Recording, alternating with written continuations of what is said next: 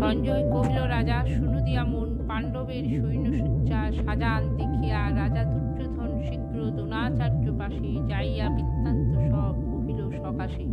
ধৃতরাষ্ট্র ছিলেন জন্মান্ধ, দুর্ভাগ্যবশত তিনি পারমার্থিক তত্ত্বদর্শন থেকে বঞ্চিত ছিলেন।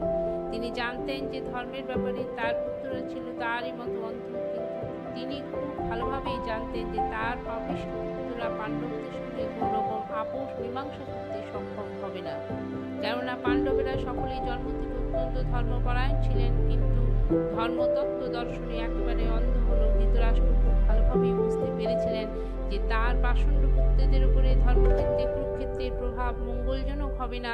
যুদ্ধক্ষেত্রের পরিস্থিতি সম্বন্ধে ধৃতরাষ্ট্রের এই প্রশ্ন করার প্রকৃত উদ্দেশ্য সঞ্জয় বুঝতে পেরেছিলেন।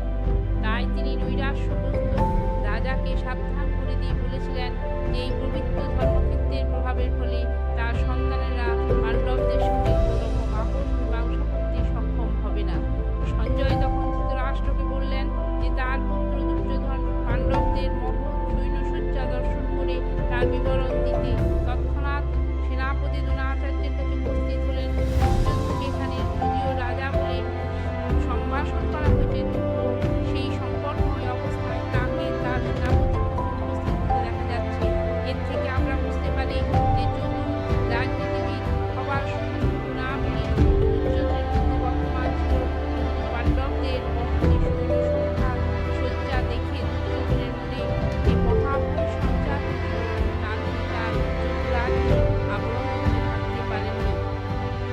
আচার্য চাহিয়া দেখো, মহতী সেনানী পাণ্ডপুত্র রহিয়াছে বহু নানা স্থানে, তব শিষ্য বুদ্ধিমান সুপ্রদদের পুত্র সাজাইল এইসব করি এক সূত্র। এখানে চতুর কূটনীতিবিদ দুর্যোধন মহৎ ব্রাহ্মণ সেনাপতি দ্রোণাচার্যকে তার ভুল ত্রুটিগুলি দেখিয়ে তাকে সতর্ক করে দিচ্ছেন।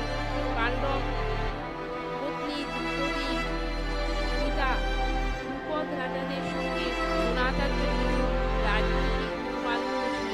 এই মনোমালিন্যের ফলে সুপদ এক যজ্ঞের অনুষ্ঠান করেন এবং সেই যজ্ঞের ফলে তিনি তার বর লাভ করেন যে তিনি এক পুত্র লাভ করবেন, যে দ্রোণাচার্য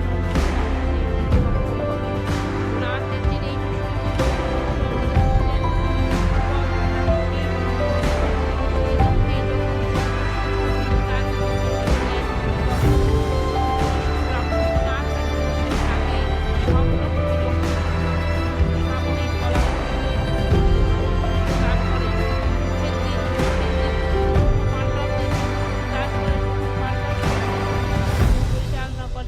যে শিক্ষা তিনি দ্রোণাচার্যের কাছ থেকে পেয়েছিলেন। দ্রোণাচার্যের এই ত্রুটির কথা দুর্যোধন তাকে স্মরণ করিয়ে দিলেন, যাতে তিনি পূর্ণ সতর্কতা এবং অনমনীয় দৃঢ়তার সঙ্গে যুদ্ধ করেন। পরোক্ষভাবে দুর্যোধন মহৎ ব্রাহ্মণ দ্রোণাচার্যকে এটাও মনে করিয়ে দিলেন যে তার প্রিয় শিষ্য পাণ্ডবদের, বিশেষ করে অর্জুনের বিরুদ্ধে যুদ্ধ করতে তিনি যেন কোনো রকম কোমলতা প্রদর্শন না করেন, কেননা এই ধরনের কোমলতা প্রকাশ পেলে যুদ্ধে অবধারিতভাবে পরাজয় হবে। এরপরে গীতার আরও সারাংশ এক এক করে আমি সমস্তই পাঠ করব।